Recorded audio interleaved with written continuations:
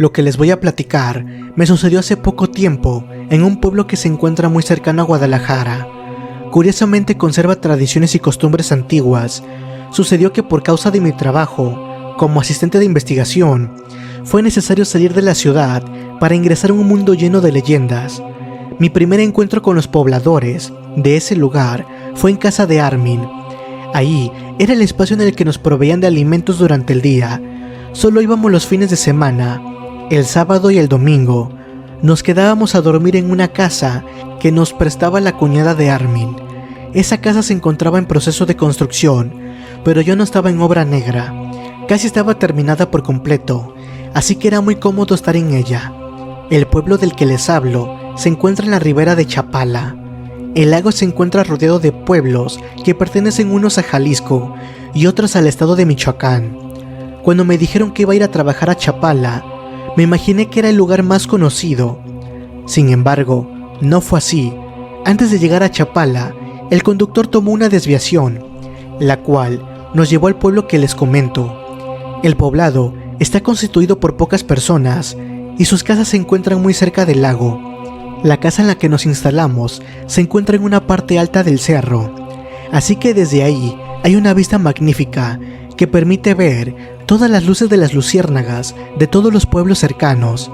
Después de terminar nuestra jornada del día, la cual consistía en visitar a los pobladores para realizar encuestas, nos reunimos en la casa. Por la noche, me gustaba salir al balcón. Por lo regular, era después de las 11 de la noche, porque la jornada durante el día era larga.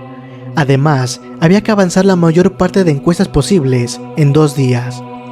Esa noche me salí a apreciar el lago de Chapala. No supe hasta qué hora me quedé en ese lugar.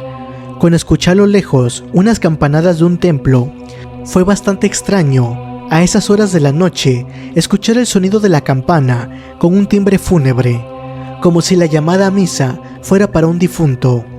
Después de 15 minutos se volvieron a escuchar. Se escuchó la primera, la segunda y la tercera llamada para asistir a la misa. Pensé que formaba parte de las creencias del lugar. En el pequeño pueblo solo había un templo, pero cada poblado estaba cercano y cada uno de ellos contaba con una iglesia. Al menos estaba seguro de que las campanadas que escuché no eran del templo del pueblo en el que me encontraba. Me quedé por un rato más para ver qué más escuchaba, pero ya no sucedió nada y decidí irme a descansar. Al día siguiente, cuando estuvimos en la casa de Armin para el desayuno, le pregunté por qué había escuchado llamadas a misa a medianoche. Los concurrentes me miraron sorprendidos cuando hice esta pregunta. La esposa de Armin me preguntó de qué parte había escuchado que venía ese sonido. Yo le respondí que no sabía con certeza, pero al menos estaba seguro de que no habían sido del templo del pueblo. Los lugareños me compartieron que se cree que en el fondo del lago hay otro pueblo que desapareció cuando el nivel del lago subió mucho, pero también existe la creencia de que fue hundido porque sus pobladores practicaban la brujería y los ritos malignos. Así que cuando se escuchaban las campanadas del templo a la medianoche, significa que alguien del pueblo va a morir y su alma no va a poder irse al cielo, se la llevarán a otro lugar. Me quedé sorprendida de escuchar una versión tan peculiar de las campanadas del templo. No creí en todo el imaginario que ellos me dijeron. Lo que sí era cierto es que había escuchado el sonido fúnebre a la medianoche. Nos preparamos para comenzar la jornada laboral, olvidando el cementerio y lo sucedido la noche anterior. Cuando bajamos al pueblo, había un grupo de personas que se encontraban reunidas afuera del templo. Mi compañero de trabajo y yo nos acercamos para saber lo que estaba aconteciendo. Un anciano se acercó a nosotros y nos dijo que don Serafín se había muerto. Por la noche se encontraba bien, pero al amanecer ya se encontraba en estado cadavérico. Nadie pudo saber con exactitud lo que le había ocurrido. Se les notaba que se encontraban muy alterados. Habían ido a buscar al párroco para que fuera a darle los óleos benditos, y de esta manera Solma pudiera descansar en paz. En ese momento me acordé del comentario de la mujer de Armin respecto a escuchar las campanas fúnebres a la medianoche. Incluso pensé que esa había sido la hora de la muerte de don Serafín. me di cuenta de que me estaba dejando llevar por los comentarios que me habían hecho. Sin duda, era un hecho poco común lo ocurrido, así que nos despedimos y nos dispusimos a visitar a la siguiente vivienda para poder entrevistarla. Fue complicado lograr conseguir la información pertinente respecto a la entrevista que tenía que realizar, porque las personas se encontraban inmersas en lo sucedido. No dejaban de hablar de lo acontecido y del miedo que les daba escuchar de nuevo el repique de la campana de un templo que no conocen. Tan solo el escuchar el aviso fúnebre los ponía muy nerviosos. Les pregunté si era posible escuchar el campanario de los pueblos vecinos o de los que se encontraban del otro lado del lago. Ellos me respondieron de que los poblados cercanos sí era posible escucharlos, sobre todo si se encontraba el pueblo quieto, pero que a esa hora de la noche nadie sale a tocar la campana. No fue posible lograr la atención necesaria y decidimos no realizar las entrevistas de ese día. Nos dispusimos a escuchar los comentarios que estaban en boca de todos. Hubo personas que dijeron que a don Serafín se lo había llevado la muerte por su curandero. Les pregunté a qué se dedicaba el hombre y me respondieron que curaba con hierbas y rezos, y que si alguien le pedía que le hiciera un favor de un amarre por un poco de más de dinero, él lo hacía. Ya no quise preguntar por más tiempo, ya que no era mi intención asustarlos. Ni siquiera les comenté que yo era una de las personas que había escuchado el tañer de las campanas. No todas las personas habían escuchado el sonido a la medianoche. Quise pensar que no lo habían percibido porque ya se encontraban dormidas, así que preferí no pensar en ello. Esa tarde regresamos a Guadalajara, consternados por todo lo sucedido. El siguiente fin de semana que fuimos de nuevo al pueblo, los ánimos estaban más tranquilos. Ya nadie hablaba de lo acontecido el fin de semana anterior. Nos incorporamos de nuevo a nuestras actividades cotidianas. Por la noche me salí de nuevo al balcón, pero en esta ocasión puse toda la atención necesaria ante cualquier acontecimiento extraño. Traía conmigo unos binoculares para poder distinguir cualquier movimiento a la distancia. Con lo que no conté fue con la oscuridad total. No era noche de luna llena, por lo tanto no estaba a mi alcance ver nada en absoluto. Me quedé un rato observando el lago, con la remota idea de poder distinguir la cruz del templo que sobresale a través del agua. No la pude ver. Después de un buen rato de encontrarme ahí, decidí irme a dormir. Al darme la vuelta, alcancé a escuchar con claridad un murmullo que provenía del exterior de la casa. Me quedé un rato más para escuchar de nuevo aquel sonido. De nuevo escuché algunas palabras poco entendibles que se escucharon un poco más fuertes. En un principio creí que podría ser algún poblador que estaba tomado, el cual no se daba cuenta dónde era el rumbo correcto a su casa. Sin embargo, me quedó una sensación extraña. Sin entenderlo de nuevo, utilicé los binoculares, pero no pude ver nada. Lo que pude distinguir fue el ruido del agua cuando alguien se sumerge en ella. Corrí a decirle a mis compañeros de trabajo que alguien andaba en el lago. Era peligroso si esa persona se encontraba en estado de ebriedad. Podría ahogarse. Ellos me dijeron que era mejor permanecer al interior de la casa. No conocíamos cuáles eran las costumbres del lugar. Además, para llegar hasta el lago, era necesario bajar por un camino sumamente difícil. Era preferible esperar al día siguiente. Por la mañana, en cuanto me desperté, me incorporé para asomarme por la ventana si podía ver algo. Todo se encontraba en completa calma. El lago estaba de una tonalidad azul inigualable. A la hora del almuerzo, comenzaron a comentar que tuviéramos cuidado. La noche anterior se habían escuchado ruidos inusuales muy cerca del lago. Probablemente era la muerte que de nuevo rondaba por el alma de alguna persona. Yo le comenté a Armin que había notado algo raro cerca del lago. Él me dijo que tuviera cuidado, que era mejor que nos fuéramos temprano a la casa, con todo lo necesario para no salir por la noche.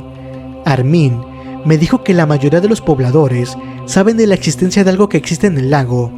Aquellas llamadas fúnebres en la medianoche fue el aviso de que él estaba cerca. Todo esto sucede porque alguien le pide un favor a ese ente maligno y él se lo cumple, pero a cambio te pide el alma de un humano. Nunca han sabido por qué o para qué necesita llevarse a alguien. Lo cierto es que él toma la ofrenda y la sumerge al lago junto con él. Jamás se le vuelve a ver a esa persona que se lleva. Por lo general, prefiere que le entreguen el alma de un niño o de un joven. Armin terminó diciendo que era mejor mantenerse alejados del lago por la noche, para evitar cualquier accidente. Por un momento, me pareció increíble la historia que contaba Armin. No entendía cómo podían creer esa leyenda. Nos fuimos a trabajar y durante el día me olvidé del asunto. A nuestro regreso hacia la casa, era necesario caminar hasta el otro extremo del pueblo para poder llegar. Ese día se nos había hecho más tarde de lo normal. En el pueblo no había alumbrado público, así que cuando subimos por el cerro, este se encontraba en la oscuridad absoluta. Solo alcanzaba a llegar un poco de luz de las viviendas. Sin embargo, conforme avanzábamos más, la luz que emitían las casas hizo que se quedara atrás. Estábamos en el cerro en la completa oscuridad. Prendí la lámpara del celular para no dar un paso en falso y caer. Entre la vegetación, escuché un ruido como si algún animal anduviera ahí. Les pregunté a mis compañeros si era posible que un animal silvestre estuviera escondido entre la maleza. Ellos me respondieron que sí. Continué la caminata con un poco de temor, porque escuchaba el crujir de las ramas a su paso. Parecía como si caminara hacia el mismo rumbo que nosotros. Aceleré el paso, porque sentía que en cualquier momento algo podría abalanzarse hacia mí. Al llegar a la casa, abrí de inmediato la reja. Nos metimos con rapidez, cerré el cancel con candado. Nos fuimos prácticamente corriendo hacia el interior de la vivienda. Cerré la puerta con llave y me asomé a la ventana.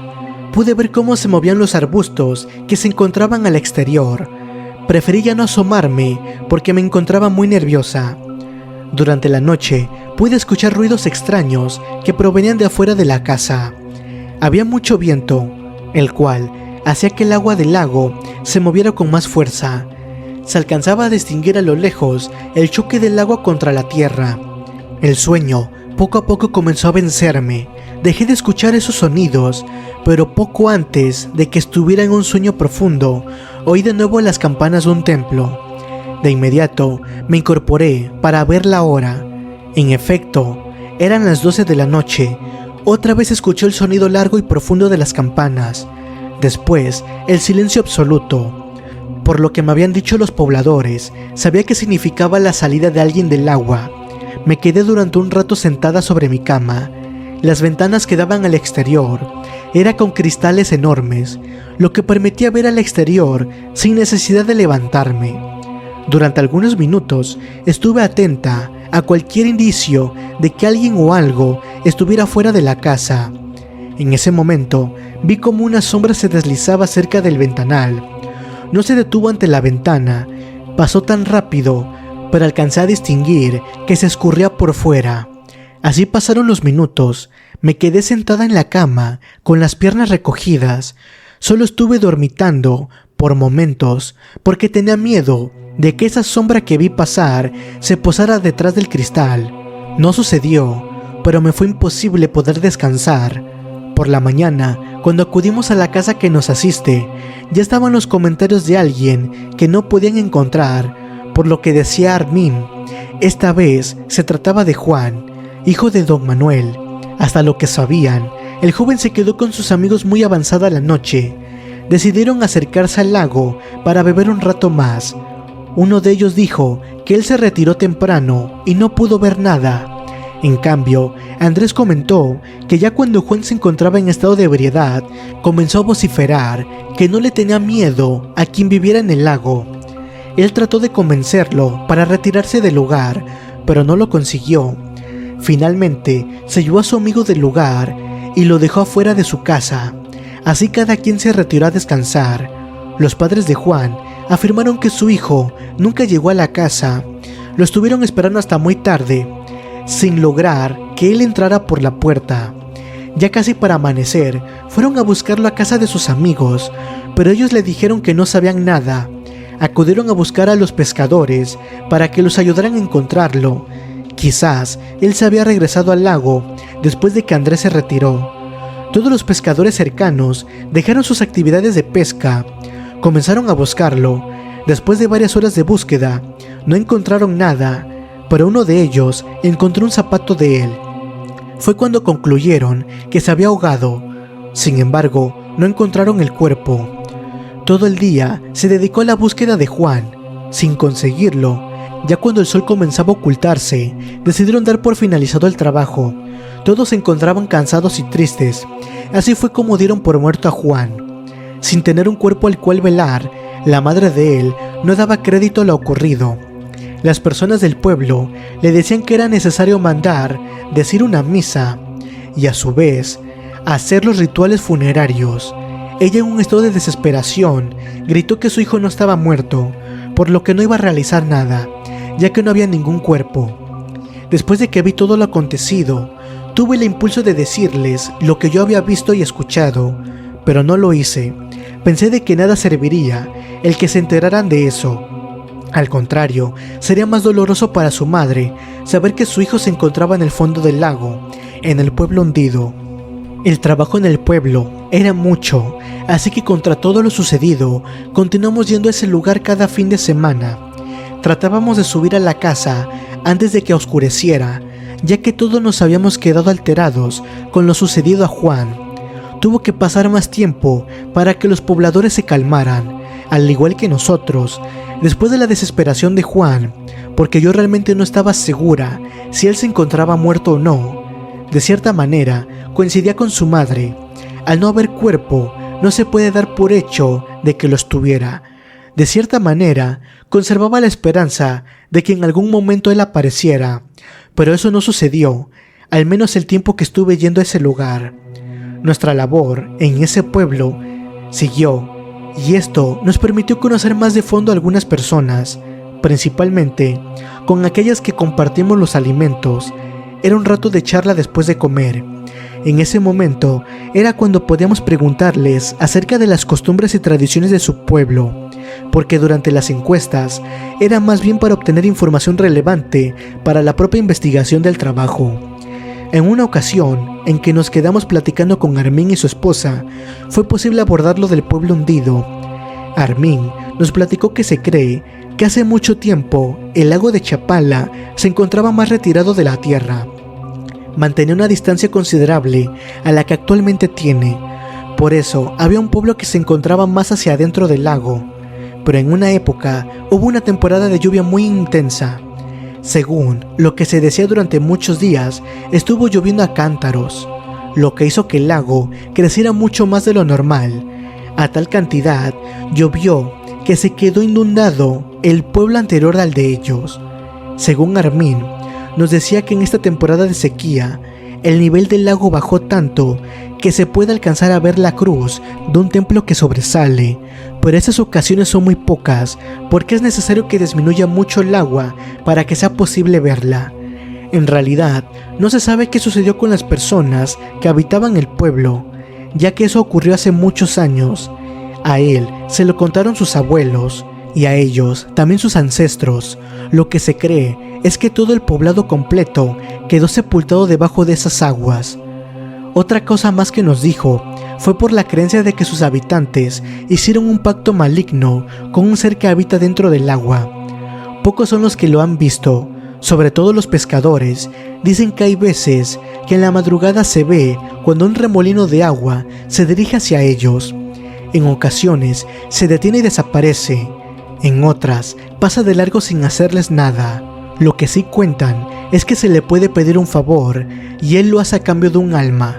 Cualquier cosa que desees es posible conseguirla con la ayuda de este ente. Pero para poder contactarlo es necesario estar en lo muy profundo del lago a la medianoche para que él se aparezca. Hubo una vez que un lugareño se desesperó por los escasos peces que conseguía. Un día se fue a las 12 de la noche y le gritó al Chan para que lo ayudara. Él apareció y le dijo que iba a obtener lo que él necesitaba, pero a cambio quería a la primera persona que se aparecía en la orilla del lago cuando él terminara de pescar. El pescador lo pensó por un momento. En eso recordó que todos los días que iba a la laguna a pescar, su perro es el que va a su encuentro, con aquella alegría de ver de nuevo a su amo. Entonces el pescador aceptó el trato. Esa noche logró pescar más de lo que podía imaginar. Se sentía contento y agradecido con el Chan por su ayuda. Cuando iba de regreso hacia tierra firme, recordó el trato que había hecho con él. Su sorpresa fue muy grande cuando vio a la orilla del lago a su hijo el mayor. Con señas desde la lancha, le decía que se retirara de ahí. Le movía con desesperación los brazos, sin lograr conseguir que su hijo se fuera de la orilla. Cuando se acercó a la orilla del lago, le preguntó a su hijo qué rayos estaba haciendo ahí, si nunca le ha interesado pescar. Él le respondió que su madre se sentía muy mal, por eso fue a ayudarlo para que regresara más pronto. Con temor, el pescador le dijo a su hijo lo sucedido y lo mandó muy lejos con otro familiar. Durante el tiempo en que su hijo estuvo fuera, no le sucedió nada. Pasaron varios años hasta que el pescador tuvo confianza y le permitió regresar a su hijo.